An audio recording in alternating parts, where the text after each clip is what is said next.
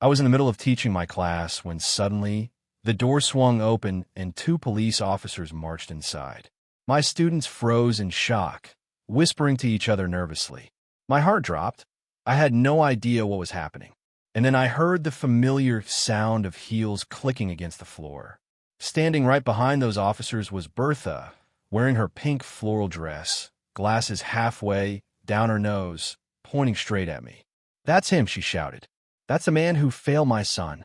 Arrest him now." At that moment, the entire class gasped. Some kids laughed nervously, others looked terrified. And I thought to myself, what on earth had Bertha done this time? To understand why this happened, I need to take you back a few weeks. I take my job as a teacher seriously. I try to be fair, to give my students every chance to succeed. Most of them work hard, ask questions, and try their best. But then there was Bertha's son. He was entitled, lazy, and always tried to cut corners on every assignment. When his classmates stayed late to get help, he was the first out the door. When others asked for feedback, he barely even turned in the work. And whenever his grades slipped, Bertha stormed in demanding I fix it.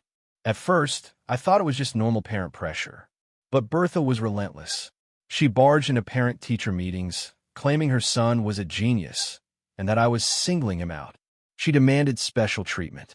She insisted her son should be graded differently because he was too creative for rules. I tried to stay calm, to explain that every student needed to meet the same standards. But Bertha would roll her eyes, mutter under her breath, and leave in a storm. I knew she was difficult, but I didn't realize just how far she would go. Then came the big project of the semester. Every student knew it was worth a huge portion of their grade. Kids poured hours into it, staying up late, presenting their best work. But Bertha's son? He threw something together the night before. It was sloppy, incomplete, and nowhere near what the rubric required. I had no choice. I failed him on the project. He wasn't happy, but I thought that was the end of it. That's when Bertha found out. She exploded, storming into my classroom after school, shouting that I was ruining her son's future. She accused me of targeting her family, of abusing my position as a teacher, even of trying to destroy her child.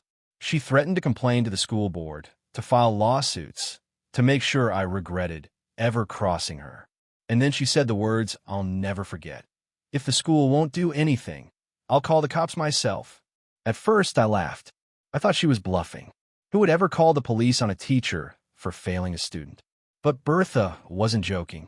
A few days later, I found myself face to face with two officers in the middle of my classroom, my students staring wide-eyed.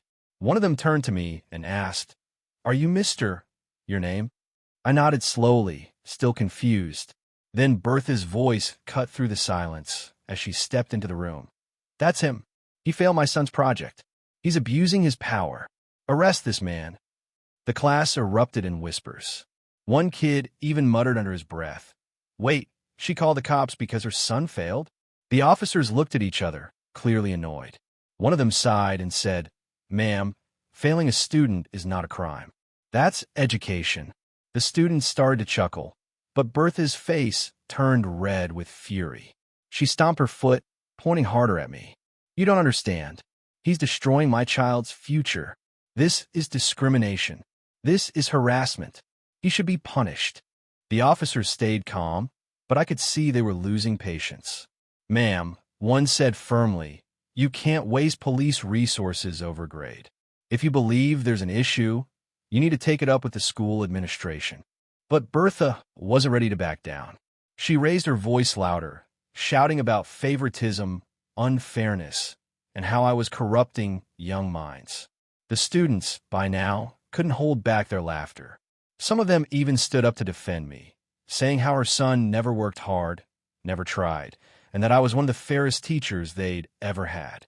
Hearing her son's classmates call her out only made Bertha angrier. She snapped at the kids, yelling that they were jealous and brainwashed. The cops finally had enough. One officer stepped forward and warned her that making false police reports and wasting their time could lead to fines, or worse. That shut her up for a moment. But instead of apologizing, Bertha threw one last tantrum. She stormed toward the door, heels clicking furiously, and shouted, "This isn't over. I'll take this to the school board. You'll regret this." And just like that, she disappeared down the hallway. The cops gave me an apologetic nod, muttered something about good luck with that one, and left. The classroom was silent for a moment before erupting into laughter. Some kids clapped, others shook their heads in disbelief, and one student whispered, "That was better than TV." I stood there in disbelief too, but then I smiled. As crazy as the moment was, my students had just learned one of the strangest lessons of the year, that you can't police your way out of failure, and no amount of yelling will change the truth. And as for Bertha, well, let's just say this wasn't the last time she brought chaos into my classroom. But that, my friends, is another story.